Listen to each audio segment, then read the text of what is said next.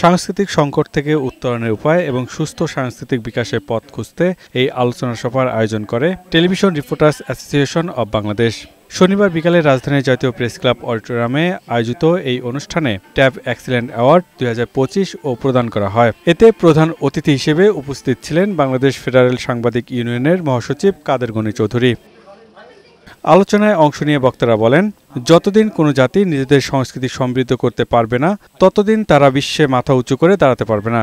আকাশ সংস্কৃতি কি যেমনি ভাবে ঠেকানো যাবে? চিল্লায় এখানে বসে মাইকে বক্তৃতা দিয়ে কি আকাশ সংস্কৃতি ঠেকাতে পারবেন? আকাশ সংস্কৃতি ঠেকাতে হলে আপনার সংস্কৃতিকে সমৃদ্ধ করতে হবে। পরে গণমাধ্যমে অনবদ্য কাজের স্বীকৃতি হিসেবে গুণী তারকা সহ বিশিষ্টজনদের হাতে তুলে দেওয়া হয় ট্যাব এক্সিলেন্ট অ্যাওয়ার্ড।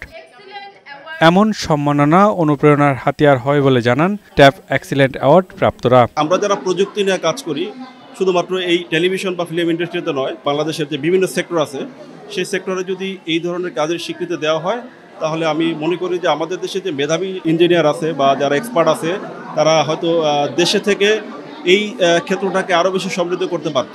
বিভিন্ন ক্যাটাগরিতে মোট 26 জনকে এবছর ট্যাব এক্সিলেন্ট অ্যাওয়ার্ড প্রদান করা হয়। এছাড়াও আজীবন সম্মাননা প্রদান করা হয় চলচ্চিত্র নির্মাতা ছোটকু আহমেদকে। পিয়াস মাহমুদ, বৈশাখী সংবাদ, ঢাকা।